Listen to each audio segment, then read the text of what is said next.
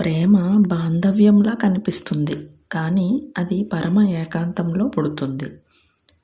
మీరు ఈ ఐహిక ప్రపంచంలో, ఈ సంతలో, బజారులో ఉంటూ కూడా ధ్యానించే సమర్థులుగా తయారు కావాలన్నదే నా అభిలాష. మీరు జనంతో ఉండటాన్ని, ప్రేమించడాన్ని, అనేక సంబంధాలలో ఉండాలని ఇష్టపడతాను. ఎందుకంటే వారు మిమ్మల్ని సుసంపన్నం చేస్తారు. అంతేకాకుండా కొన్నిసార్లు మీ తలుపులు మీరు మూసుకొని ఉండే దక్షతను అవసరమైనప్పుడు అన్ని సంబంధాల నుండి సెలవు ప్రకటించుకొని మీలో మీరు సంబంధం ఏర్పరచుకునే దక్షతను కలిగి ఉండాలని నా అభిలాష. ఇతరులను ప్రేమించండి, కానీ మిమ్మల్ని మీరు కూడా ప్రేమించుకోండి. ప్రేమించడం అతి గొప్పనైన కళ. ప్రేమించగలగడం అనేది అస్తిత్వంలో ఓ గొప్పనైన కళ.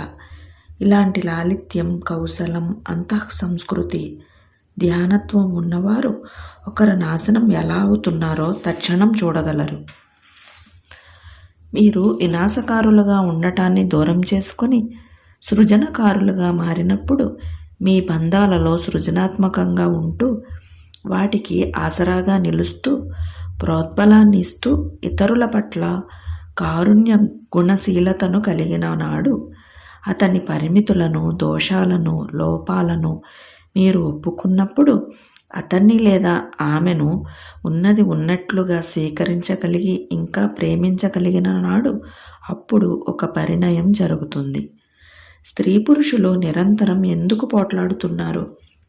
స్త్రీ పురుషుల మధ్య ఎడతెగని సందిగ్ధత నెలకొని ఉంది. వారు విడివిడిగా ఉండలేరు. మళ్ళీ మళ్ళీ బంధాలను ఏర్పరచుకుంటారు, కానీ కలిసి కూడా ఉండలేకపోతారు. ఈ ఘర్షణ బయటిది కాదు, లోపలిదే.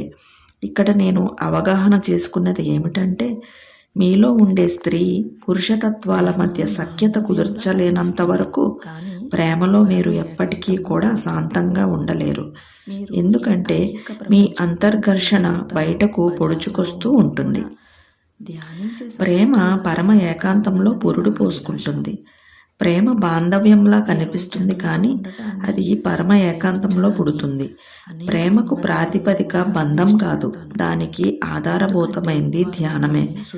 మీ ఏకాంతంలో మీరు పూర్ణ సంతోషంగా ఉన్నప్పుడు, మీకు మరో వ్యక్తి అవసరమే లేనప్పుడు మీరు ప్రేమకు సమర్థులు. ఇతరులే మీకు అవసరమైతే మీరు దోచుకోగలరు, నేర్పుతో ఉపయోగించుకోగలరు, అధీనం చేసుకోగలరు, కానీ ప్రేమించలేరు. మీరు ప్రేమిస్తున్నాను అని అనుకునే వ్యక్తి చుట్టూ ఒక బంధాన్ని సృష్టిస్తారు, కానీ ప్రేమ అనేది బందికానాలను సృష్టించదు. ప్రేమ స్వేచ్ఛను ఇస్తుంది. ఆ ప్రేమ వైవిధ్యమైనది. దాన్ని మీరు తెలుసుకున్నంత వరకు అది మీకు సాధ్యం కాదు. అవసరంతో కాదు, పంచుకోవడంతో. మీరు ధ్యానించకపోతే ప్రేమించలేరు. చాలా మంది నా దగ్గరకు వచ్చి బంధాలను ఎలా దృఢపరచుకోవాలి అని అడుగుతూ ఉంటారు. దానికి నా సమాధానం, మొదట మీరు ధ్యానం లోతుల్లోకి వెళ్ళండి. మీ స్వయాన్ని మీరు సంస్కరించుకోనంత వరకు మీకు ఉన్న సమస్యల కంటే మరిన్ని అధికమైన సమస్యలను సృష్టిస్తారు. అలాంటప్పుడు మీరు బాంధవ్యాల్లోకి వెళ్తే ఆ సమస్యలు రెట్టింపు అవుతాయి, హెచ్చింపవేయబడతాయి. ఈ జగత్తులో అత్యంత గొప్పనైనది, సుందరమైనది ప్రేమ.